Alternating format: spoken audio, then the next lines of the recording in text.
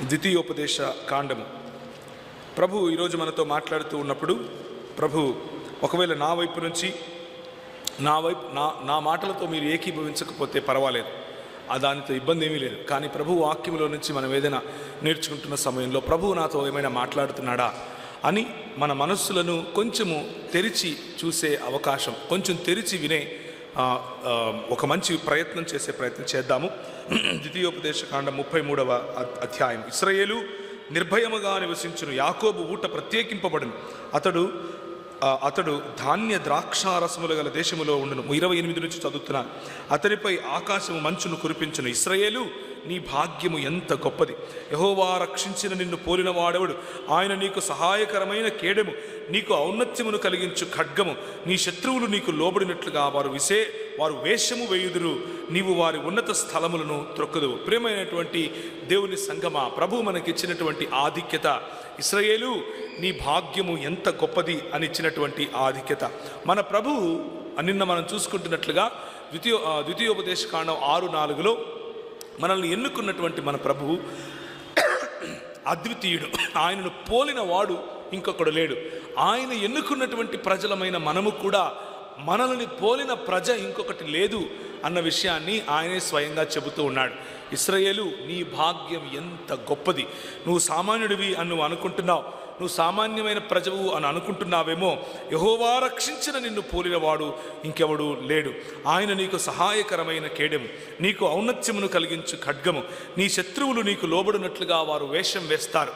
ప్రభువు మనకు పక్షముగా ఉండి పోరాడిన సమయంలో, ప్రభువు మనకు పక్షముగా ఉండి మనకు కావలసిన ప్రతి అవసరతను తీర్చిన సమయంలో, ప్రభువు మనకు పక్షముగా ఉండి మన సమాజానికి ఆయన మకుటమై కేడమై నడిపిస్తున్న సమయంలో సమాజంలో చాలామంది మన శత్రువులు మనల్ని, మన ఎదుగుదలను, మన ప్రోత్సాహాన్ని మనం ముందుకు వెళుతూ ఉంటే చూడలేనటువంటి కళ్ళు గలవారు వారు దాన్ని చూసి సంకుచిత హృదయంతో, జలసితో, లేకపోతే వారి కడుపు మంటతో వారు కేవలము వేషాలు వేస్తారు. నిన్ను ప్రేమించినట్లు వేషాలు వేస్తారు, నిన్ను గౌరవించినట్లు వేషాలు వేస్తారు, నిన్ను ఆదరించినట్లు, నీతో ఏకీభవించినట్లు వేషాలు వేస్తారు. కానీ ప్రభువు ఇచ్చినటువంటి మాట ఏమిటి అని అంటే, నీవు వారి ఉన్నత స్థలములను త్రొక్కుదువు అన్నటువంటి మాట. ఈరోజు సాయంకాలము కొన్ని విషయాలను మనం చూస్తాం. వారి ఉన్నత స్థలములను త్రొక్కే స్థితిలో ఉండాల్సిన మనం, వారి ఉన్నత స్థలములను నీరుగార్చే స్థితిలో ఉండాల్సిన మనం దేవుడిచ్చినటువంటి బాధ్యతను విస్మరించి, ఒకవేళ రివైవల్ అంటే ఉజ్జీవము లేని నిర్జీవ స్థితిలో సంఘముగా ఒకవేళ మనం కట్టబడి ఉంటే, ఈరోజు మనము కొన్ని నిమిషాలు మనల్ని మనం బేరీజు వేసుకోవలసిన సమయం కనుక నేను మీ ముందు కొన్ని విషయాలను పంచుకునే ప్రయత్నం చేస్తాను. ఆమోసు గ్రంథంలో నుంచి మళ్ళీ ఒక్కసారి మనం చదువుకున్నటువంటి వాక్య భాగాన్ని కనుక చూసినట్లయితే, ఆమోసు గ్రంథము 5వ అధ్యాయం, అందులో మనం చదివినటువంటి వాక్య భాగము ఇశ్రాయేలు నీ భాగ్యం ఎంత గొప్పది అని మాట్లాడినటువంటి ప్రభువే ఇశ్రాయేలుతో కొద్దిగా అంత్య భాగంలో, లేకపోతే ద్వితీయోపదేశ కాండం అయిపోయిన తర్వాత ఆమోసు గ్రంథం వచ్చే వరకు వారి పరిస్థితి ఎలా ఉంది అన్నది మీకు చూపించే ప్రయత్నం చేస్తున్నాను. ఎందుకు అనంటే, వెలుగు చూపించకుండా మీకు చీకటి గురించి చెబితే చీకటి అలవాటైపోయింది కాబట్టి చీకటే వెలుగు అని అనుకునే ప్రమాదం ఉంది కదా. కనుక ముందు వెలుగును చూపించాను. మనల్ని ఎన్నుకున్నటువంటి ప్రభువు ఎంత అద్వితీయుడో, మనల్ని ఎన్నుకున్నటువంటి ప్రభువుకు ఉన్నటువంటి ఔన్నత్యం ఎంత గొప్పదో, ఆయన ఎన్నుకున్నటువంటి ప్రజలు కూడా అంతే ఔన్నత్యము గల, అంతే అద్వితీయమైన, మనల్ని పోలిన ఇంకొక సమాజము లేని వారముగా మనం ఉన్నాం అన్న విషయాన్ని గుర్తు చేస్తూ, ఇప్పుడు అదే సమాజానికి పట్టిన దుర్గతి ఏమిటి, మనకు నిర్జీవమైనటువంటి పరిస్థితి రావడానికి గల కారణం ఏమిటి అన్న విషయాలు మరి నేను మీకు ప్రస్తావించే ప్రయత్నం చేస్తున్నాను. ఇశ్రాయేలుతో యెహోవా సెలవిచ్చినదేమనగా, నన్ను ఆశ్రయించుడి, నన్ను ఆశ్రయించిన ఎడల మీరు బ్రతుకుదురు. బేతేలును ఆశ్రయింపకుడి, గిల్గాలులో ప్రవేశింపకుడి, బెయేర్షెబాకు వెళ్ళకుడి. గిల్గాలు అవశ్యముగా చెరపట్టబడిపోవును, బేతేలు శూన్యమగును. యెహోవాను ఆశ్రయించుడి, అప్పుడు మీరు బ్రతుకుదురు. Why God is categorically saying, why God is negatively showing up what you believe in and వేరాస్ what the calling for you to believe is. నిన్ను పిలిచినటువంటి ప్రభువు, నీకిచ్చిన పిలుపులో ఔన్నత్యమును చెప్పినటువంటి ప్రభువు, నీకు సమాజముగా ఇచ్చిన ఔన్నత్యమును గుర్తు చేసినటువంటి ప్రభువు, ఇప్పుడు అదే ప్రభువు ఏమంటున్నాడు అనంటే, మీరు ఆశ్రయించేటటువంటివి మిమ్మల్ని నాశనము చేస్తాయి అని చెప్తున్నాడు. మీరు ఏవైతే ఆశ్రయిస్తున్నారో అవి మీకు నాశనమే. ఆ ఆశ్రయపురములు అనుకున్నట్టున్నవి కూడా కాలిపోతాయి, దహించి వేయబడతాయి. ఎందుకు అనంటే, మీరు ఆశ్రయించవలసినది నన్ను ఆశ్రయిస్తే బ్రతుకుతారు, నన్ను ఆశ్రయించకపోతే కాలి చస్తారు అని చెప్తున్నాడు. ఈయన హైదరాబాద్ నుంచి పిలిస్తే కారు వేసుకొని వచ్చి కాలిపోతారు, చచ్చిపోతారు అని చెప్తున్నాడు ఏంటినా అని అంటారా? రివైవల్ అని బోర్డు పెట్టి అన్ని అగ్గి పెట్టుకున్నారు. మీరు, నేనేం చేయలేదు. పెట్టారా లేదా? మీరేనా అగ్గి మీరు వేసుకున్నారు. ఇంకా మీరు అగ్గి గురించి మీరు మాట్లాడకపోతే ఎట్లా? అందుకనే మాట్లాడుతున్నా. ఇశ్రాయేలుతో యెహోవా సెలవిచ్చిన మాట ఏమిటి అనంటే, ఈనాటి ఇశ్రాయేలు, ఆయన ఎన్నుకున్నటువంటి ప్రజలు, ఆయన మిమ్మును తాకితే నాకు అనుగుడ్డు తాకినట్లు అని చెప్పినటువంటి ప్రజలు, యెహోవాను హత్తుకొని నాకు జనులవుదురు అని చెప్పినటువంటి జకర్యా గ్రంథములో 2వ అధ్యాయంలో చెప్పినటువంటి ప్రజలు, ఆ ప్రజల ఆలోచన స్థితిగతులు ఎలా ఉన్నాయి అన్న విషయాన్ని మీకు చెప్పి తీరాలి కనుక చెప్పే ప్రయత్నం చేస్తున్నాను. మొట్టమొదటిగా యెహోవా దేవుడు ఏమంటున్నాడు అనంటే, బేతేలును ఆశ్రయించకుడి అని అంటున్నాడు. ఏంటి బేతేలు అనంటే, మరి పాత నిబంధన కాలంలో బేతేలు అన్నది మొట్టమొదటిసారిగా అబ్రహాము వచ్చి ప్రార్థించినటువంటి, లేకపోతే అబ్రహాము వచ్చి ఇది దేవుని మందిరము అని పిలిచినటువంటి స్థలము. దాని తరువాత అబ్రహాము కుమారుడైనటువంటి, లేకపోతే ఆయన మనవడైనటువంటి యాకోబు పడుకొని నిద్రపోవచ్చుండగా మన ప్రభు అయినటువంటి యేసు క్రీస్తు యెహోవా వలె, యెహోవాను నేనే యెహోవాను అనుకుంటూ ఆయనకు దర్శనమిచ్చినటువంటి స్థలం. ఇది నిజముగా దేవుని మందిరము, ఇది పరిశుద్ధ స్థలము అని ఆలోచించి తన క్రింద పెట్టుకున్నటువంటి రాయిని తీసి దానిపైన ఆముదము లేకపోతే నూనె పోసి ఇది బేతేల్, ఎల్ బేతేల్ అని పేరు పెట్టాడు. ది హౌస్ ఆఫ్ గాడ్ అని పేరు పెట్టాడు. ఆ ప్రాంతాన్ని మెల్లిమెల్లిగా దేవుని స్థలముగా ప్రజలు మార్చారు. ఆ ప్రాంతానికి మెల్లిమెల్లిగా టెంకాయలు, పూలదండలు, ప్రదక్షిణాలు, దాని చుట్టూ తిరగడాలు, కిందపడి దొల్లడాలు మొదలైనవి మొదలైపోయాయి. ప్రదేశానికి ఇచ్చినటువంటి ప్రాముఖ్యతను ప్రభు అంటున్నాడు, I despise it, I hate if you replace me with a place. If you replace me, నాకు ప్రత్యామ్నాయంగా ఒక ప్రదేశాన్ని ఎన్నుకుంటే, అది నా మందిరము అని నేను ఒప్పుకున్నా సరే, దాన్ని మీరు ఒప్పుకుంటే, దాన్ని మీరు ఆశ్రయిస్తే చస్తారు అని చెప్తున్నాడు. మీ ఊర్లో మరి ఎన్ని ఇలాంటి బేతేళ్ళు ఉన్నాయో నాకు తెలియదు, కానీ ప్రపంచవ్యాప్తంగా ఉన్న బేతేళ్ళు మాత్రం చాలా ఉన్నాయి. మా అమ్మకు ఒక బేతేలు ఉంది. ఆమె అంటే ఇప్పుడు కాదు, ఒకానొక సమయంలో, నేను ఇప్పటి వరకు నీకు చెప్పినటువంటి మాటలు ఆదికాండము 12వ అధ్యాయము 8వ వచనంలో మీరు చూడవచ్చు బేతేలు గురించినటువంటి వివరణ. అలాగే ఆదికాండము 13వ అధ్యాయము 3 నుంచి 4 వరకు చూడొచ్చు. అలాగే ఆదికాండము 28వ అధ్యాయంలో కూడా యాకోబుకు ప్రభువైన యేసు క్రీస్తు కలిసినటువంటి ఆ బేతేలు అన్నటువంటి ప్రాంతాన్ని కూడా మీరు గమనించగలరు. అయితే ఈనాటి క్రైస్తవులకు కూడా కొన్ని బేతేళ్ళు ఉన్నాయి. మా అమ్మ మమ్మల్ని చిన్నప్పుడు వేలాంగని ప్రాంతానికి తీసుకుని వెళ్ళేది అని నిన్న రాత్రి చెప్పారు, గుండు కొట్టించుకోవటానికి. అదొక రకమైన బేతేలు. కానీ పరిశుద్ధమైన బేతేళ్ళు కూడా కొన్ని ఉన్నాయి. అవేంటి అనంటే, మా అమ్మ మేము ఇంటర్మీడియట్కి వచ్చే వరకు మేము చేసే అల్లరి పనులు తట్టుకోలేక, 10th క్లాస్లో మేము చేసేటటువంటి భయంకరమైన పనులు తట్టుకోలేక ఆమె యవ్వనస్తుల ఒక ప్రోగ్రాంలో జాయిన్ అయింది. ఈ యవ్వనస్తుల ప్రోగ్రాంలో ఇంత డబ్బు అని కట్టాలి, మార్గదర్శి చిట్ ఫండ్లో కట్టినట్టుగా కొంచెం చిట్ ఫండ్ కట్టాలి. చిట్ ఫండ్ కడితే మన కోసం ప్రార్థన చేసేవాళ్ళు ప్రత్యేకంగా ప్రార్థన చేస్తారనమాట. మనకు బర్త్డే వచ్చినప్పుడు ఫోన్ చేసి హ్యాపీ బర్త్డే చెప్తారు. ఇది ఆ ప్రోగ్రాంకి ఉన్నటువంటి మెయిన్ కారణం, లేకపోతే మెయిన్ ఉద్దేశ్యం అనమాట. మా అమ్మ ఏం చేసేది అని అంటే, ఒకానొకసారి ఉదయాన్నే లేచిన తర్వాత మా అమ్మంది, ఒరేయ్ లేరా మనం పోతున్నామంది. ఎక్కడికి మా అని అడిగాను. మనము దేవుణ్ణి చూడటానికి వెళ్తున్నామంది. నాకు అర్థం కాలేదు, మనకు అంత మతం గురించి పెద్దగా తెలియదు కదా. నేను ముందే చెప్పాను మీకు, ఈరోజు ఉదయం కూడా చెప్పాను కదా. అబ్బా ఎక్కడికో వెళ్తున్నామేమో అనుకున్నాను, రెగ్యులర్గా వెళ్ళే వేలాంగనికి ఏమో అనుకున్నాను. కాదు, బస్సు వెళ్ళింది, కోయంబత్తూరు దగ్గర ఆగింది. చక్కటి మేఘాలు, మంచి వాతావరణం, కొండలు ఎటు చూసినా, కొంచెం చలి ఉంది అక్కడక్కడ. మంచి క్యాంపస్, ఆ క్యాంపస్లో పిల్లలు ఒకవైపు చదువుకుంటున్నారు, ఇంకొక వైపు బ్రహ్మాండంగా ఒక మందిరం కట్టబడింది. అక్కడ ఒక కోనేరు కూడా ఉంది. ఆ కోనేరులో దిగితే స్వస్థత వస్తుందని చెప్పారు. మా అమ్మ వచ్చింది. మా అమ్మ వచ్చి అక్కడ చుట్టూ ప్రదక్షిణాలు చేసి 2 టెంకాయలు కొట్టి కోనేరులో దిగుదాము అని డిసైడ్ అయిపోయింది. మేము వెళ్ళంగానే తెలుగులో మాట్లాడటానికి మా దగ్గరికి ప్రజలు వచ్చారు, తెలుగులో ప్రార్థన చేశారు, మమ్మల్ని చాలా కౌగిలించుకున్నారు, మమ్మల్ని ఆలింగనం చేసుకున్నారు. మాకు చాలా సంతోషమైంది. మా అమ్మ ఒక కోడి కొనింది, కోడి అక్కడ కోసాం, కోడి వండుకొని తిన్నాం, బేతేలును దర్శించుకున్నాం. ఇది మేము దర్శించుకున్న బేతేలు. హైదరాబాద్లో రీసెంట్గా ఇంకొక బేతేలు వచ్చింది, ఒక 10 ఏళ్ల క్రితం. ఆ బేతేలంట గవర్నమెంట్ భూమిని కూడా కబ్జా చేసుకున్న బేతేలంట. ఇంకొక బేతేలు వచ్చింది హైదరాబాద్లో. ఈ బేతేలు పొద్దున ఒక చోట, సాయంత్రం ఒక చోట ఉంటుంది. ఇంకొక బేతేలు విశాఖపట్నం నుంచి వచ్చింది. ఫ్లైట్లో ఒక ఆయన వచ్చి ఆయన ఎక్కడ నిలబడితే అదే బేతేలు అని చెప్తున్నాడు. బేతేలు బేతేలు ఎక్కడ చూసినా దేవుని మందిరం, పరిశుద్ధ స్థలం. తీర్థయాత్రలకు పోయినట్లు ప్రజలు, క్రైస్తవులు కూడా తీర్థయాత్రలకు పోతున్నారు. పొద్దున ఒక తీర్థయాత్ర, మధ్యాహ్నం ఒక తీర్థయాత్ర, సాయంత్రం ఒక తీర్థయాత్ర. ప్రార్థన మందిరముగా పిలువబడినటువంటి ఇలాంటి సంఘాలు, వేల కొలది సంఘాలు, చెమటను రక్తమును చెమటగా ఓర్చి కట్టినటువంటి సంఘాలు, పునాదులలో మీ పట్ల బాధ్యత కలిగినటువంటి సంఘాలు, మీ పట్ల, మీ కుటుంబాల పట్ల, మీ వంశాల పట్ల మిమ్మల్ని పెంచాలి, మిమ్మల్ని పోషించాలి అన్నటువంటి బాధ్యత కలిగి మీ కొరకు ప్రార్థించేటటువంటి సంఘాలు, సంఘ నాయకులు, వీరందరూ చేస్తున్నటువంటిది ఒక ఎత్తు. కానీ ఒక ఆయన ఇంకొక కొత్త బేతేలు తీసుకొని వచ్చాడు.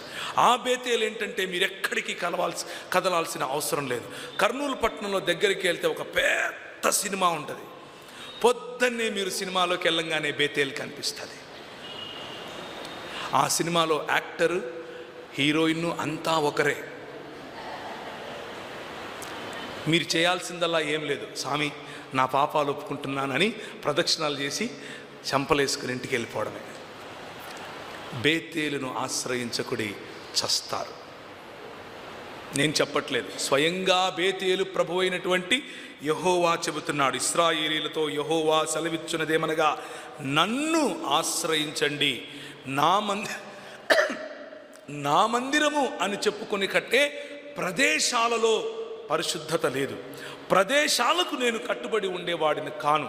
మానవుడు నిర్మించినటువంటి ప్రదేశాలలో, మానవుడు నిర్మించినటువంటి మందిరాలలో, మానవుడు నిర్మించినటువంటి ఆలయాలలో నేను ఉంటాను అని మీరు అనుకుంటే మీరు ఇంకా శ్రేయలు, నీ భాగ్యం ఎంత గొప్పది అనే స్థాయికి రాలేదు బహుశా అని ప్రభు మనకు గుర్తు చేస్తున్నాడు. మొట్టమొదటిది బేతేలును ఆశ్రయించకుడు. రెండవది గిల్గాలులో ప్రవేశించకుడు. గిల్గాలు అన్నది కూడా యెహోషువ పుస్తకంలో మీరు చూస్తారు. యెహోషువతో పాటు ఏం జరిగింది అని అంటే ఇప్పుడు వాక్యము తీసి చదివిస్తే సమయం అవుతుంది కదా, కాబట్టి రెఫరెన్స్ ఇస్తాను. మీరు ఇంటికి వెళ్ళిన తర్వాత చదువుకోండి, బైబిల్ తెరిచిన తర్వాత మీ ఇళ్ళలో. ఈ గిల్గాలు అన్నది ఏం జరిగింది అని అంటే, మరి యెహోషువ వస్తున్నాడు. 4వ అధ్యాయంలో 19 నుంచి తర్వాత 5వ అధ్యాయంలో 12 వరకు ఈ తంతు అంతా జరిగింది. యెహోషువ ఎదుట ఒక నది నడుస్తూ ఉంది, యోర్దాను నది. అది భయంకరమైనటువంటి నది, లేకపోతే లోతైనటువంటి నది. ప్రవాహము బాగా ఎత్తుగా ఉంది. ఈ యోర్దానును దాటాలి. యోర్దానును దాటకపోతే వీరు కనానులో ప్రవేశించలేరు. అటువంటి పరిస్థితిలో నాయకుడైనటువంటి, లేకపోతే అప్పుడప్పుడే నాయకత్వమును తీసుకున్నటువంటి యెహోషువ మోషేను పోలి నడవాలి అని ప్రభు ఇచ్చినటువంటి పిలుపును పూని ఆయన నిబంధన మందసాన్ని ఆయన చేతపుచ్చుకొని ఒక బూరల ధ్వనులను తీసుకుని ముందు నడుచుకుంటూ వెళ్ళి, మరి మీ మోకాలు నీటి వరకు, మోకాలి అంచుల వరకు రాక మునుపే మీ గాయకులు, అలాగే యాజకులు, అలాగే లేవీయులు మొదలైన వారు ముందు నడుస్తూ ఉంటే పారేటటువంటి ఈ నది ఆగిపోతుంది అని చెప్పాడు. అయితే కానీ నది పారిపోతుంది సరే, నది ఆగిపోతుంది సరే, ఆ తర్వాత మనం దాటిన తర్వాత ఏం చేయాలి అన్నటువంటి ఆలోచనలో వీళ్ళు పడ్డారు. అయితే యెహోషువ ఒక మాట చెప్పాడు. ఆ మాట చదువుదామా? యెహోషువ గ్రంథము 4వ అధ్యాయం. యెహోషువ గ్రంథము 4వ అధ్యాయం. వారితో ఇట్లను, యోర్దాను నడుమనున్న మీ దేవుడైన యెహోవా మందసమును మొదట దాటిపోయి ఇశ్రాయేలీల గోత్రముల లెక్క చొప్పున ప్రతివాడును ఒక్కొక్క రాతిని తన భుజము మీద పెట్టుకొని తేవలెను. ఇక మీదట మీ కుమారులు ఈ రాళ్ళు ఎందుకని అడిగినప్పుడు మీరు యెహోవా మందసము ఎదుట యోర్దాను నీళ్లు ఏకరాశిగా ఆపబడెను, అది యోర్దానును దాటుచుండగా యోర్దాను నీళ్లు ఆపబడెను గనుక ఈ రాళ్ళు చిలకాలము వరకు ఇశ్రాయేలీయులకు జ్ఞాపకార్థముగా ఉండునని వారితో చెప్పవలెను, అది మీకు ఆనవాలై ఉండును. ఆనవాలు అన్నదాన్ని అండర్లైన్ చేసుకోండి. చిహ్నము అని అర్థం దానికి. ప్రభువు చేసిన గొప్ప కార్యములకు చిహ్నము. ఆనవాలుగా ఉండేట్లుగా ప్రతి గోత్రము ఒక రాయిని భుజము మీద పెట్టుకొని రావాలి అని చెప్పాడు. భుజం మీద మోదరు రావడం అంటే పెద్దగా ఉంటుంది అని అర్థం. అంటే కనీసం ఇంత ఎత్తు ఇంతలా ఉంటేనే భుజం మీద పెట్టుకుంటారు కదా, లేకపోతే జేబులో పెట్టుకొని వస్తారు. సో భుజం మీద పెట్టుకొని వచ్చేంత రాయి మీరు తీసుకొని రావాలి అని చెప్పినప్పుడు వీళ్ళందరూ ఏం చేశారు అని అంటే ఒక్కొక్క గోత్రానికి చెందిన ఒక్కొక్కరు తూచా తప్పకుండా, ఇలాంటి ఆనవాళ్ళు మనం మర్చిపోం కదా, చాలా బాగా చేస్తాం. అంటే మనం ఏదైనా చెయ్యాలి అని మతం చెబితే అబ్బా మనల్ని మించినోడే ఉండడు, చాలా బాగా చేస్తాం తూచా తప్పకుండా. ఇప్పుడు మన పంతులు చెప్తూ ఉంటారు కదా, 21 రోజు ఇది చేసి ఆ తర్వాత ఇలాంటి ప్రదక్షిణం చేస్తే ఇలా జరుగుతుంది అంటే, నేను బయట పంతుల గురించి అనట్లేదు, మన పంతుల గురించి మాట్లాడుతున్నాను కదా. సో వీళ్ళు కూడా ఏమనుకున్నారు, అబ్బా మనకేదో ఉంది ఇక్కడ అని అనుకుని రాళ్ళు ఎత్తుకుని తీసుకుని వచ్చారు. పర్పస్ ఏంటి ఈ చిహ్నానికి, ఈ ఆనవాళ్ళకు పర్పస్ ఏమిటి? మీ కుమారులు అడుగుతారు, మీ పిల్లలు అడుగుతారు, మీ పిల్లలకు కూర్చున్నప్పుడు, లేచినప్పుడు, నడిచినప్పుడు యెహోవా గురించినటువంటి ఆయన ఇచ్చినటువంటి ఆజ్ఞలను చెప్పండి అన్నటువంటి నియమాన్ని గుర్తు చేయటం కోసం. నిన్న మీకు చెప్పాను నియమం ఏమిటి? Knowledge transferring of the knowledge is the purpose of every blessing, every promise and every commandment that God gave. దేవుడిచ్చిన ప్రతి ఆజ్ఞ, దేవుడిచ్చిన ప్రతి ఆశీర్వాదం, దేవుడిచ్చిన ప్రతి చేయమని చెప్పిన ప్రతి మాట కూడా ప్రజలకు పంపాలి, ప్రజలలో నేర్పించాలి. కూర్చున్నప్పుడు ముఖ్యంగా మన పిల్లలకు నేర్పించాలి. అదే నియమాన్ని ఇక్కడ కూడా వినియోగించి ఈయన అంటున్నాడు, మీరు తీసుకొని రండి, తీసుకొని వచ్చి మీ 12 రాళ్ళు తీసుకొని వచ్చి చుట్టూ ఇలా పెడతాం, ఒక వేది లేకపోతే ఒక బలిపీఠములాగా తయారు చేస్తాం అని చెప్పారు.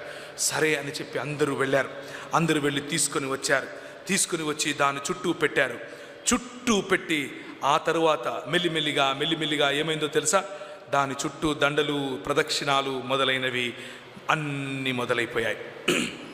దీన్నే ఏమంటారు అనంటే, ఇచ్చిన సంకేతాన్ని ఇచ్చిన దేవునికి ప్రతిగా వాడటం. మనకు ఒక అనుభవం దేవుడిచ్చాడు. ఏంటా అనుభవం? రాళ్ళు, నీళ్లు జలరాశిలాగా అలా నిలిచిపోయాయి, మేము నడుస్తూ వచ్చాం. దానికి సూచనగా, దానికి ఆనవాలుగా ఈ రాయి తీసుకొని వచ్చాం అని చెప్పటానికి, పిల్లలకు చెప్పడం, ఏం కమ్యూనికేట్ చేయటం మొదలు పెట్టారో తెలియదు. కానీ ప్రభు అయిన యేసుక్రీస్తు సమయంకంతా, ఇంకా చెప్పాలి అని అంటే రాజైన హిజ్కియా సమయంకంతా ఇది ఏం తయారైపోయింది అని అంటే, ఇది ఒక పవిత్ర స్థలముగా తయారైపోయింది.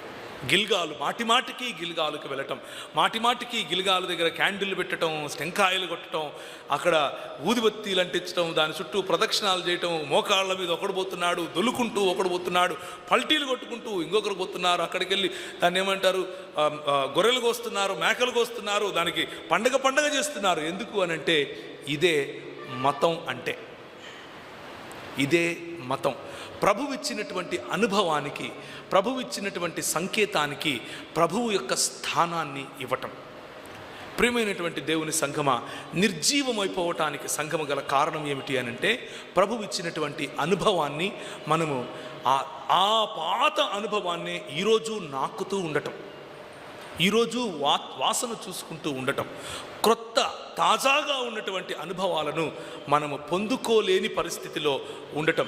అనుభవం మనల్ని ప్రభు వద్దకు నడిపించాలి, కానీ అనుభవం వరకే ఆపకూడదు. ఇంకొక మాట కూడా ఇక్కడ నేను మీకు పరిచయం చేసే ప్రయత్నం చేస్తాను.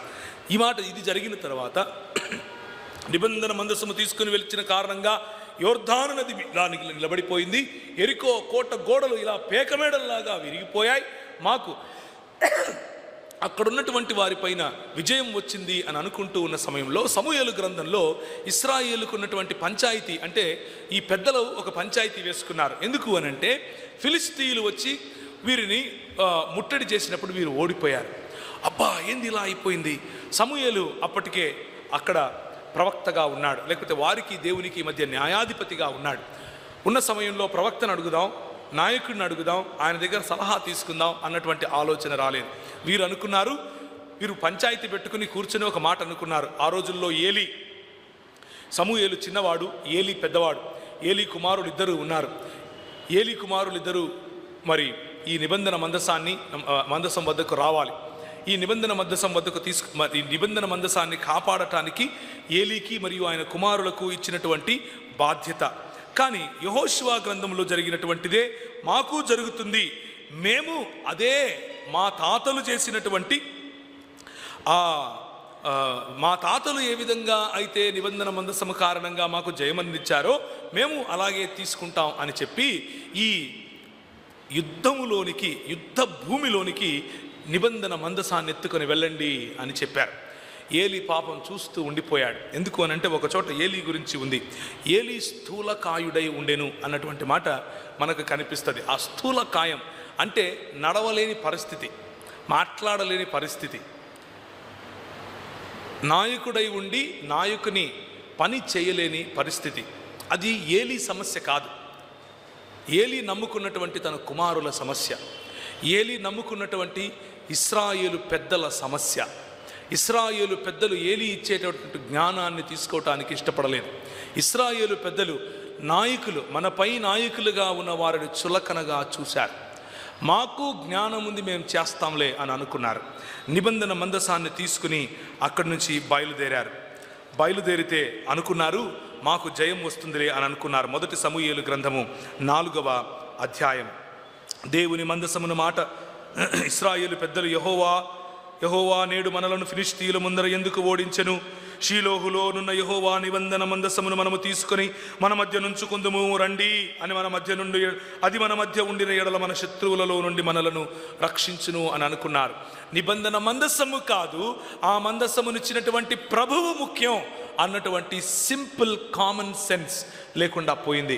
ఈ సంకేతము కాదు, సంకేతమునకు ప్రభు అయిన ప్రభు మనకు ముఖ్యం అన్నటువంటి ఇశ్రాయేలు నీ భాగ్యం ఎంత గొప్పది అన్నటువంటి స్థాయిని మర్చిపోయి దేవుడిచ్చినటువంటి ఆనవాళ్లలో, దేవుడిచ్చినటువంటి సంకేతాలలో విజయాన్ని వెతుక్కుంటున్నారు. తావిత్తులు కట్టుకున్నట్లు, వాగ్దానాలు ఎత్తుకున్నట్లు, ఇంకా ఎన్నో ఉన్నాయి ఇలాంటి ఆచారాలు మన సంఘాల్లో. దేవుడిచ్చినటువంటి మంచి పద్ధతులను, దేవుడిచ్చినటువంటి మంచి ఒకానొక సమయంలో ఉపయోగపడేలా ఇచ్చినటువంటి అనుభవాన్ని, క్రొత్త తాజా అనుభవం వైపుకు మనం వెళ్ళగలము. ఆయన తాజాగా ఉండే దేవుడు అన్న విషయం మర్చిపోయి పాత అనుభవాలలోకే ఇంకా నేను అక్కడే బ్రతుకుతాను అనుకునేటటువంటి క్రైస్తవ సంఘాలు, క్రైస్తవ సంఘ నాయకులు, క్రైస్తవ సంఘ పెద్దలు, క్రైస్తవ సంఘ యూత్ ఈరోజు కూడా ఉంది. కనుకనే మీరు అగ్గేసుకున్నారు. నేను అగ్గి గురించి మాట్లాడుతున్నాను. దేవుని వాక్యంలో అయ్యో మహాసురుడగు ఆ దేవుని చేతిలో నుండి మనల్ని ఎవడు విడిపించగలరు అని ఫిలిష్తీయులు అనుకుంటున్నారు. వాళ్ళ మధ్యలో నిబంధన మందసం వచ్చిందట. కానీ 11వ వచనంలో 4వ అధ్యాయం మొదటి సమూయేలు, దేవుని మందసము పట్టబడెను. People of God lost even that small hope. గిల్గాలును ఆశ్రయించకుడి. గిల్గాలును ఆశ్రయిస్తే చస్తారు.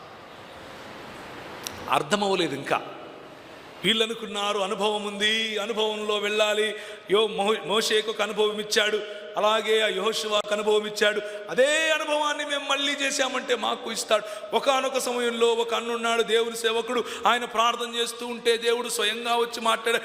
నేను ప్రార్థన చేస్తాను, నాతో దేవుడు ఫోన్లో మాట్లాడాలి, అప్పుడే నేను పరిచర్యకు పోతాను. కనెక్షన్ కనిపిస్తుందా? ఎవరికో కలిగిన అనుభవం మీద నా ఇల్లు నేను కట్టుకుంటాను, ఎవరికో కలిగినటువంటి అనుభవం మీద నా సంఘము నేను కట్టుకుంటాను అన్నటువంటి దౌర్భాగ్యపు ఆలోచన ఈ రోజుకు కూడా మన మధ్యలో ఉంది. ఇశ్రాయేలు నీ భాగ్యము ఎంత గొప్పది. యెహోవా ఏర్పరచుకున్న, యెహోవా రక్షించుకున్న నిన్ను పోలినవాడు ఎవడు? కానీ ఏలీ 90 ఏండ్ల వాడై ఉండెను. అతనికి దృష్టి మందగిలినందున అతని కండ్లు కానరాక ఉండెను. 18వ వచనం, దేవుని మందసమును మాట అతడు పలుకగానే ఏలీ ద్వారము దగ్గరనున్న పీఠము మీద నుండి వెనుకకు పడి మెడ విరిగి చనిపోయాను. మనం తీసుకునే నిర్ణయాలు పాతకాలపు అప్పుడెప్పుడో జరిగినటువంటి అనుభవం మీదే నేను ఇంకా నా నిర్ణయాలను చేస్తాను అని అంటే మన నాయకులను కోల్పోతాం, మన కాపరులను కోల్పోతాం, వారికి ఉన్నటువంటి శ్రేష్టతను విస్మరిస్తాం, వారికి ఉన్నటువంటి శ్రేష్టతను తక్కువ చేసి చూస్తాం. ఎందుకు అనంటే నీకేం తెలుసు, మాకు తెలీదా, ముసలిని వినో కూర్చోకపోయినావా ఒక పక్క అంటాం. ఎందుకంటామో తెలుసా? ఎవరో వేరే వాళ్ళు చెప్పినటువంటి అనుభవం, ఆ అనుభవమే నాకు ఈరోజు ఉంది అనుకుంటున్నటువంటి ఆలోచన. ఆ తరువాత 21వ వచనంలో, దేవుని మందసము పట్టబడినదందున సంగతి తమ మామయు పెనిమిటియు చనిపోయిన సంగతి తెలుసుకొని ప్రభావము ఇశ్రాయేలీయులలో నుండి పోయినని చెప్పి తన బిడ్డకు ఇకాబోతు అని పేరు పెట్టింది. ఎవరైనా మీ పిల్లలకు ఆనంద్ అని పేరు పెడతారు, సంతోష్ అని పేరు పెడతారు, లేకపోతే ఇంకా ఏం పెడతారు, గ్రేస్ అని పెడతారు, కృప అని పిలుచుకుంటారు. ఒరే ఇకబోదు అని పిలుస్తారా ఎవరన్నా? ప్రభావం పోయింది. తన బిడ్డకు ప్రభావము పెడలిపోయెను అన్న పేరు ఒక తల్లి పెట్టింది అని అంటే ఎంత కృంగిపోయిన మనస్సుతో ఇశ్రాయేలు ఆ మాట ఆ పేరు పెట్టిందో ఆలోచించు. నిబంధన మందసమును విడిచిపెట్టినటువంటి ఏదో అనుభవమును కోరుకుని, ఆనవాళ్లను కోరుకుని దేవుని యొక్క తాజాగా ఉండేటటువంటి ఆయన సన్నిధిని విడిచిపెడితే మన బ్రతుకు ఇకాబోతు అవుతుంది. ప్రభావము వెడలిపోయినట్లుగా మారిపోతాం. అనుభవాల వెంట పరిగెడుతూనే ఉన్నారు. ఒకవైపు పుణ్యక్షేత్రాల వైపు పరిగెడుతూనే ఉన్నారు. హైదరాబాదులో అంతే, కర్నూలులో అంతే, తిరుపతిలో అంతే, ఎక్కడ చూసినా పుణ్యక్షేత్రమే, క్రైస్తవ బాబాల పుణ్యక్షేత్రాలు. ఇంకొక వైపు అనుభవాలు. ఒక ఆయన టచ్ అంటే అవతల నుంచి అట్లా పల్టీ కొడతాడు, ఆయనకి ఎన్ని లెక్క ఏమవుతుందో కూడా అర్థం కాదు. అదే అనుభవం కావాలి పొద్దున్నుంచి సాయంత్రం దాకా. పేతురు అంటాడు, ఏమయ్యా నీకు అర్థం కావట్లేదు, ఏం అనుభవం మీ అనుభవం? నాకు ఒక మాట చెప్పు. అనుభవము ఎప్పటికైనా పరిపక్వత తీసుకొని రావాలి, కానీ అనుభవం నిన్ను చిన్నపిల్లని చేస్తుందా? అనుభవం అంటున్నావు. అనుభవం ఎప్పటికైనా పరిపక్వత, అనుభవం నిన్ను పెద్ద చేయాలి, అనుభవం నిన్ను ప్రౌఢ దశలోనికి తీసుకుని వెళ్ళాలి, అనుభవం నిన్ను దేవుని వైపుకు నడిపింపేలా చేయాలి, అనుభవం నిన్ను వాక్యం వైపుకు నడిపింప చేయాలి.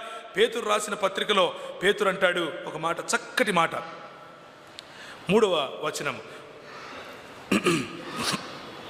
తన మహిమను బట్టియు గుణాతిశయమును బట్టియు మనలను పిలిచిన వాని గూర్చిన అనుభవ జ్ఞానము మూలముగా. అనుభవముతో కూడిన జ్ఞానము. ఈ అనుభవముతో కూడిన జ్ఞానం ఏం చేస్తుంది అని అంటే, ఏమాత్రము జ్ఞాన సమోపార్జన చేయనటువంటి అనుభవము మనల్ని పరిపక్వత వైపుకు తీసుకొని వెళ్లకుండా చిన్నపిల్లలుగా, ఆత్మీయ మరుగుజ్జులుగా తయారు చేస్తుంది.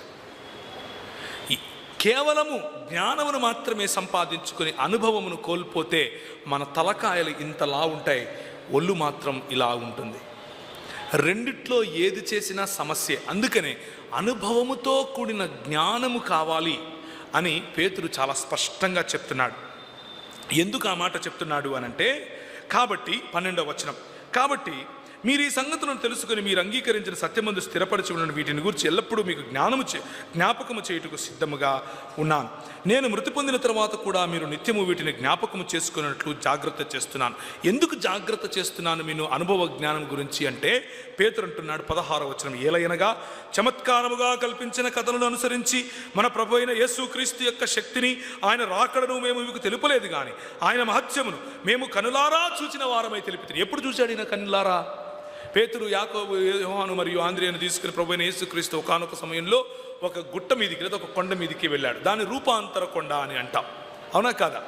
ఆ కొండను గురించి, ఈయన నా ప్రియ కుమారుడు, ఈయన యందు నేను ఆనందించుచున్నాను అను శబ్దమును మహాదివ్య పర్వతము నుండి ఆయన యుద్ధకు వచ్చినప్పుడు, మహాదివ్య మహిమ నుండి ఆయన యుద్ధకు వచ్చినప్పుడు తండ్రి అయిన దేవుని వలన ఘనతయు మహిమయు ఆయన పొందగా మేము చూశాం. ఆయన రూపాంతరము చెందాడు. అందులో ఒక మాట ఉంటుంది, లోకమందు ఏ చాకలియు అంత చలవగా చేయలేడు అన్నటువంటి మాట మార్కు సువార్తలో ఉంటుంది. ప్రభు అయిన యేసు అంత తేజోమయుడైపోయాడు. ఆయన దగ్గరికి ఏలియా మరియు మోషే వచ్చారు. వాళ్ళతో మాట్లాడుతున్నాడు. వాళ్ళతో చూసి మాట్లాడుతూ ఉంటే ఈయన చూశాడు, అయ్యా ఇది బాగుంది, అబ్బా ఈ అనుభవం ఎంత బాగుంది, అంతా మహిమే తెల్లగుంది. నేను ఆయన స్వరం కూడా విన్నాను, కళ్ళారా చూశాను. ఈడ పర్ణశాలలు కట్టించేస్తానన్నాను, ఇక్కడే ఉండిపోదామన్నాను. ఈ అద్భుతమైనటువంటి అనుభవం భలే ఉంది అన్నాడు. కానీ అదే పేతురు ఏమంటున్నాడో తెలుసా? మేము ఆ పరిశుద్ధ పర్వతము మీద ఆయనతో కూడా ఉండిన వారమై ఆ శబ్దము ఆకాశము నుండి రాగా వింటిమి. మరియు 19వ వచనం, ఇంతకంటే స్థిరమైన ప్రవచన వాక్యము మనకున్నది. తెల్లవారి వేకువ చుక్క మీ హృదయములో ఉదయించు వరకు ఆ వాక్యము చీకటి గల చోటును వెలుగిచ్చు దీపమైనట్లుగా ఉన్నది. నీ చేతలో ఉన్నటువంటి 66 పుస్తకాలు ఉన్నటువంటి బైబిల్ గ్రంథము ఈ ప్రవచన వాక్యమును మించినటువంటి, ఈ ప్రవచన వాక్యము తోలివేయలేని చీకటి ఏది లేదు అని తెలుసుకున్నప్పటికీ, ఈ ప్రవచన వాక్యములో దేవుణ్ణి అనుభవించటం, ఆ మధురానుభూతి, ఆయనను సేవించుకోవటంలో ఉన్న అనుభూతిని మర్చిపోయి మనం ఏం కోరుకుంటున్నాం ఇప్పుడు? నువ్వు టచ్ చేస్తే ఇలా అయిపోయింది, నువ్వు ఉంటే చాలు, నువ్వు కౌగిలించుకుంటే చాలు. మన పాటలు కూడా అలాగే ఉన్నాయి ఈరోజు కదా. మన పాటలన్నీ నువ్వు టచ్ చేస్తే చాలయ్యా, నువ్వు ఉంటే చాలయ్యా, నువ్వు తీసుకపోతే చాలు, నేను పల్టీలు కొడతాను, నా ఒళ్ళు గగురుపాటు వస్తుంది, నా వెంట్రుకలు నిక్కపొడుచుకుంటున్నాయి, ఇలాంటి పాటలే ఉంటున్నాయి ఈరోజు. అంటే ఆ పాటలో తప్పు ఉందని నేను అనట్లేదు. నేను అనేది ఏంటంటే అనుభవం అనుభవం అనుభవం వైపుకు మనం పరిగెడుతున్నాం. కానీ అనుభవం కేవలం ఆనవాలు ప్రియులారా. అనుభవం ఎలాంటిది అంటే, మనం ఇక్కడ నుంచి హైదరాబాద్ వెళ్తున్నాం అనుకోండి, హైవే ఎక్కాం. హైవే ఎక్కంగానే పైన ఒక మాట రాసి ఉంటుంది. ఏమని రాసి ఉంటుంది? హైదరాబాద్ అని 220 కిలోమీటర్లు అని రాసి ఉంటుంది. అదేంటది? సంకేతం, ఆనవాలు. మనం కరెక్ట్ డైరెక్షన్లో వెళ్తున్నాం అన్న సంకేతం. నేను కారు ఆపేసి ఆ బోర్డు పట్టుకొని హైదరాబాద్లో ఉన్నాను అంటే పోతానా హైదరాబాద్కు? అదే పరిస్థితి. అనుభవాలు నిన్ను ముందడుగు వేయకుండా ఆపేందుకు, అంటే దేవుడిచ్చినటువంటి ఆనవాలను, దేవుడిచ్చినటువంటి ఆనవాలను మనము దేవునికి ప్రత్యామ్నాయంగా చేసుకుంటే, ఇదే నాకు కావాలి అని ఆలోచిస్తే, దేవుడిచ్చే ఆశీర్వాదాలను మనం ఆయనకు ప్రత్యామ్నాయం చేసుకుంటే మన బ్రతుకు ఇంతే. గిల్గాలులో ప్రవేశింపకుడి, చస్తారు. ప్రియమైనటువంటి దేవుని సంఘమా, ఆమోసు గ్రంథము 5వ అధ్యాయము ఇంకొక మాట మనం చూద్దాం. బేతేలును ఆశ్రయింపకుడి, గిల్గాలులో ప్రవేశింపకుడి, నన్ను ఆశ్రయించుడి. నన్ను ఆశ్రయిస్తే మీరు బ్రతుకుతారు. నన్ను ఆశ్రయిస్తే మాత్రమే మీరు బ్రతుకుతారు.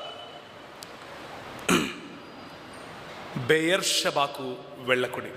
ఈ బెయర్షబాలో ఏం జరిగింది మీకు అంటే తెలిసిన విఘ్నులే అందరూ ఉన్నారు కనుక మళ్ళీ ఆది కాండంలోనికి నేను వెళ్ళట్లేదు. బెయర్షబాలో ఏం జరిగింది అని అంటే, ఇస్సాకు గుంతలు తవ్వుతున్నాడు, బావులు తవ్విన చోటల్లా అక్కడున్న వాళ్ళు వచ్చి ఇది మాది అంటున్నారు. ఇస్సాకు వాళ్ళకి ఇచ్చి వెళ్ళిపోతున్నాడు. ఈయన ఎక్కడ తవ్వినా నీళ్లు పడుతున్నాయి అన్నది అర్థమైపోయి బెయర్షబా అన్న ప్రాంతానికి వచ్చిన తర్వాత చుట్టుపక్కల ఉన్న వాళ్ళు ఆయన దగ్గరికి వచ్చి ఒక సంధి చేసుకున్నారు. ఏంటి ఆ సంధి అని అంటే, నేను మీ జోలికి రాను, నువ్వు నా జోలికి రావద్దు, నీ పరిధుల్లో నువ్వు ఉండు, నా పరిధుల్లో నేను ఉంటాను. ఈ బావులు నీవి, ఇక నీ బావులు మేము కొల్లగొట్టము, నీ బావుల్లో నుంచి, అంతేగాని నీ పక్కన దేవుడు ఉన్నాడని మాకు అర్థమైపోయింది, నీతో పెట్టుకుంటే మేము దుంపనాశనం అవుతామని కూడా అర్థమైంది, మీ జోలికి రాము అని అన్నారు. ఇది ఏంటి అనంటే, లోకముతో సంఘము చేసుకునే ఒడంబడిక. క్రైస్తవ సంఘాలు ఎంతమంది నిహుష్టాన్లు మనకు లేరు ఇప్పుడు. ఒక ఆయన బూట్లు వేసుకొని వచ్చి ఇట్లా ఇడిచిపెట్టుడితే ఆయన వాక్యం చెప్పి వచ్చినాక ఆ బూట్లు ఇట్లా తిరిగి ఉండాలా ఆయన వేసుకొని పోవడానికి. ఒక ఆయన కోట్ ఇప్పి ఇట్లా వేస్తే పట్టుకోవడానికి ముగ్గురు ఉండాలా. నిహుష్టాన్లను తయారు చేసుకుంటున్నాం మనం. హిజ్కియాలను ప్రభువు లేపుతాడు, నిహుష్టాన్లను చిన్నాభిన్నం చేస్తాడు. కానీ మన పరిస్థితి ఏంటి అన్నదే ప్రశ్న. మనం చేయవలసిందేమిటి?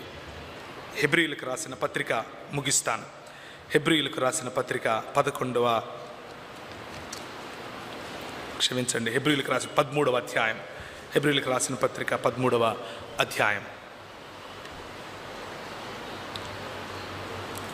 7వ వచనం, మీకు దేవుని వాక్యమును బోధించి మీ పైన నాయకులుగా ఉన్న వారిని జ్ఞాపకము చేసుకుని వారి ప్రవర్తన ఫలమును శ్రద్ధగా తలంచుకొనుచు వారి విశ్వాసమును అనుసరించుడి. ప్రియమైనటువంటి దేవుని సంఘమా, క్రైస్తవ సంఘ నిర్మాణం కోసం వారి దేశాలు, వారి సంస్కృతులు, వారి ఇళ్ళు, కొన్నిసార్లు వారి కుటుంబాలు సైతం విడిచిపెట్టి వచ్చి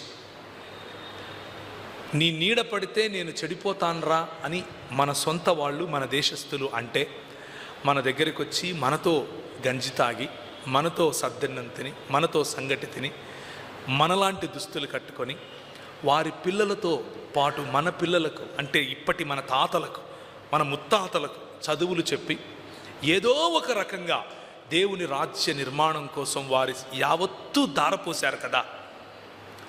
మనకు ముందు నడిచి మనకు వాక్యోపదేశం చేసిన వారు, మన నాయకులు, వారు నిర్మించినటువంటి సంఘాలు, వారు నిర్మించినటువంటి క్రైస్తవ సంఘాలు, అది బ్యాప్టిస్ట్ మూవ్మెంట్ కావచ్చు, అది లండన్ మిషన్ మూవ్మెంట్ కావచ్చు, అది ఎస్పీసీకే కావచ్చు, అది ఎస్పీజీ కావచ్చు, అది మెథడిస్ట్ కావచ్చు, ఏదైనా కావచ్చు, ఇండిపెండెంట్ సంఘాలలో, ఇటువంటి సంఘాలలో, బ్యాప్టిస్ట్ మూలాలు ఉన్నటువంటి సంఘాలలో, ఆ డిఎన్ఏ ఉన్నటువంటి సంఘాలలో, ఇంత చారిత్రాత్మకమైనటువంటి సంఘాలలో నేర్పుతూ ఉన్న వాక్యములో ఉన్న మాధుర్యాన్ని విడిచిపెట్టి మన పెద్దలు, మన ముందు నడిచినటువంటి మన నాయకులు మన కోసం ప్రార్థించి మనలో నిర్మించాలని వారి జీవితాలను ధారపోసినటువంటి ఆ నాయకులను విస్మరించి ఆ నాయకత్వాన్ని హేళన చేసి మనము పారా చర్చెస్గా, ఈ చర్చ్గా, ఆ చర్చ్గా సొంత గుంపులు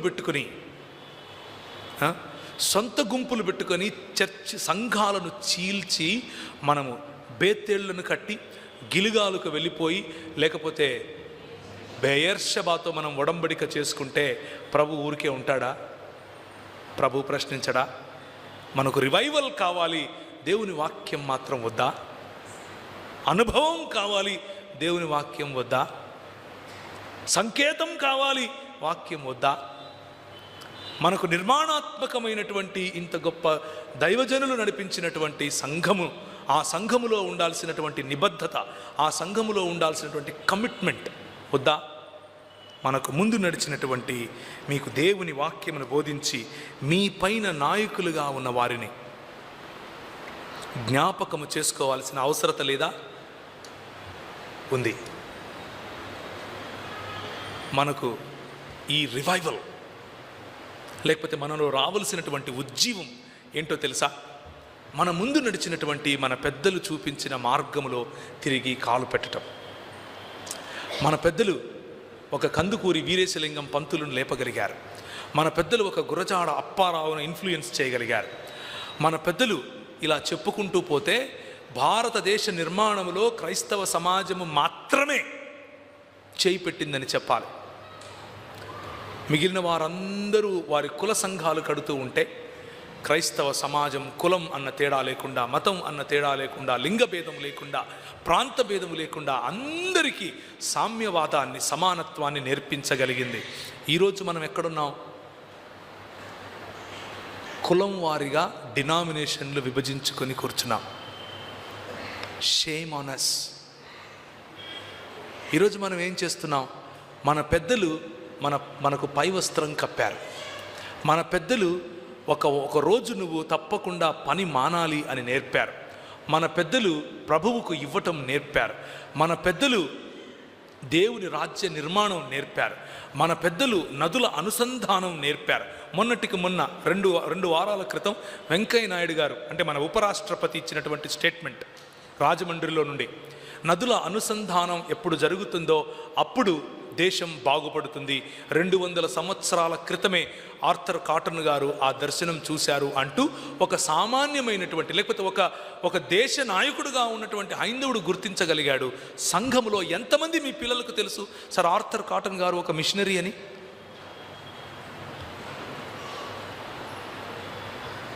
షేమ్ ఆన్ us.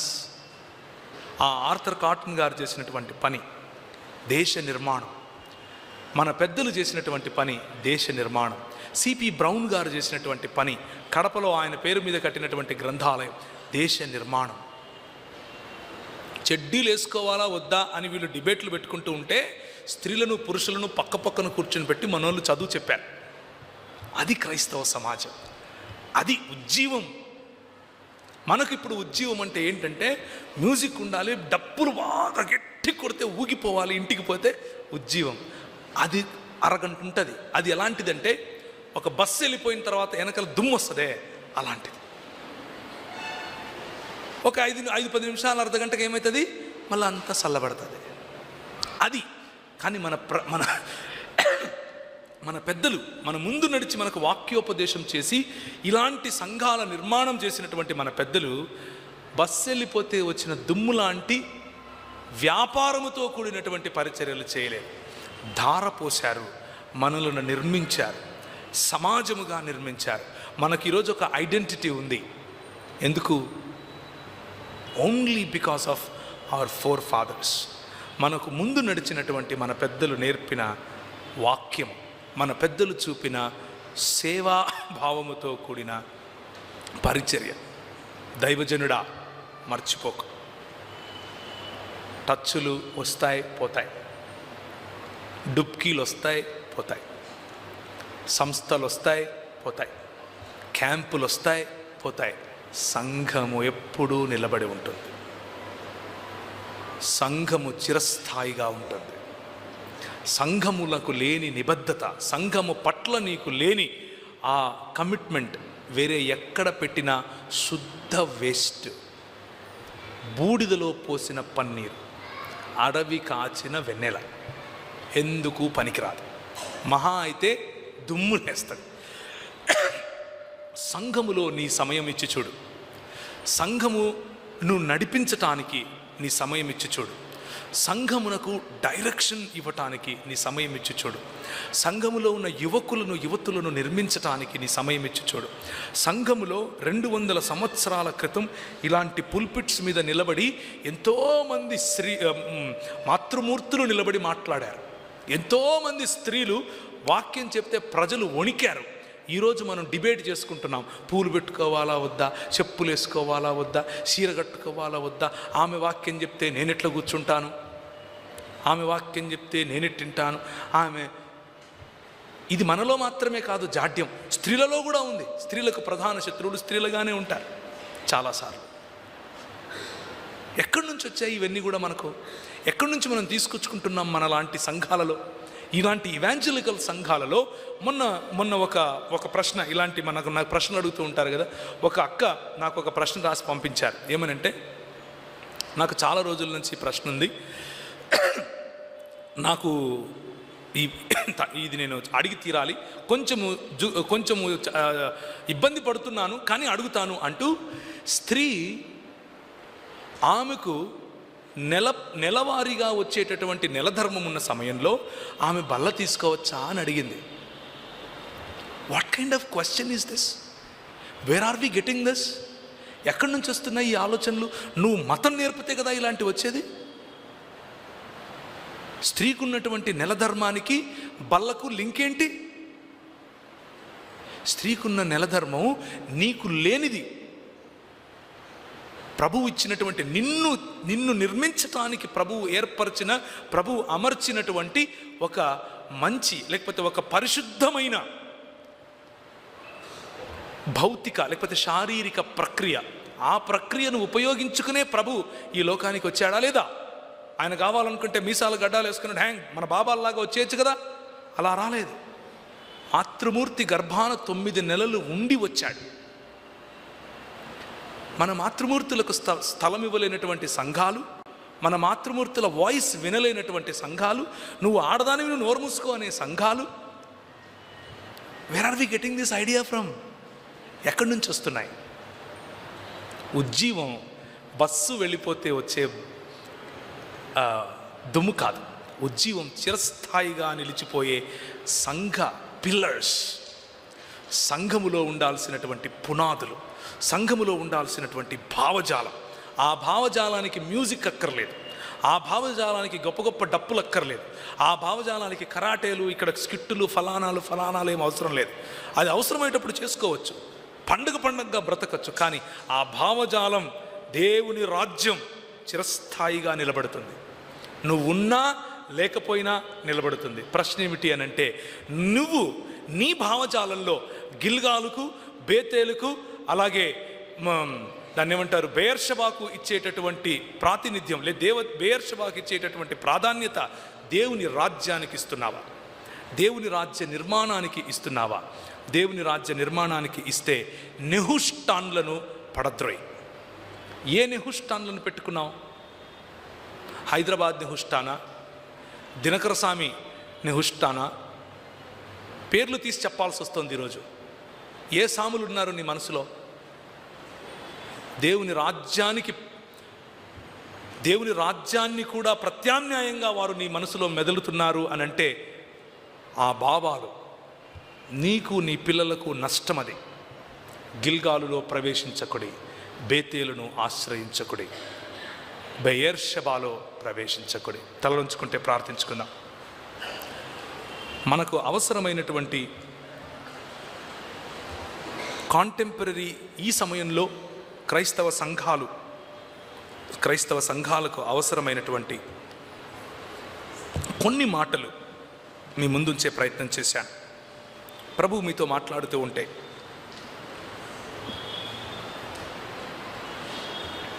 నాయకులుగా ఉన్నవారు, నాయకత్వమును కోరేవారు, స్థానిక సంఘం మీ పట్ల చేస్తున్నటువంటి పోరాటం, స్థానిక సంఘం మీకోసం చేస్తున్నటువంటి ప్రార్థన, స్థానిక సంఘం మీ కొరకు నిలబడినటువంటి తీసుకుంటున్నటువంటి స్టాండ్, స్థానిక సంఘంలో నీ బాధ్యత, స్థానిక సంఘం దేవుని బృహత్ ప్రణాళిక అయినటువంటి దేవుని రాజ్యములో చేయవలసినటువంటి పనులు, ఇవన్నీ ఒక్కసారి బేరీజు వేసుకోండి. ఎక్కడున్నాం మనం? ఇకాబోత్ ప్రభావము వెడలిపోయెను అన్నటువంటి స్థితిలో ఉన్నామా? నెహుష్టాన్లను మన హృదయాలలో పెట్టుకుని వాటి వైపు చూస్తున్నామా? బేతేలుకు పరిగెడుతున్నామా? గిల్గాలు కోసం ప్రాధేయపడుతున్నామా? లేకపోతే బెయేర్షెబా వైపుకు అంగలారుస్తున్నామా? అయ్యా మహాప్రభో నన్నొచ్చి రక్షించు అని లోకం వైపు, లోక నాయకుల వైపు చూస్తున్నామా? ప్రియమైనటువంటి దేవుని బిడ్డ, ప్రియమైనటువంటి సహోదరుడా, సహోదరి, ఈరోజు రాత్రి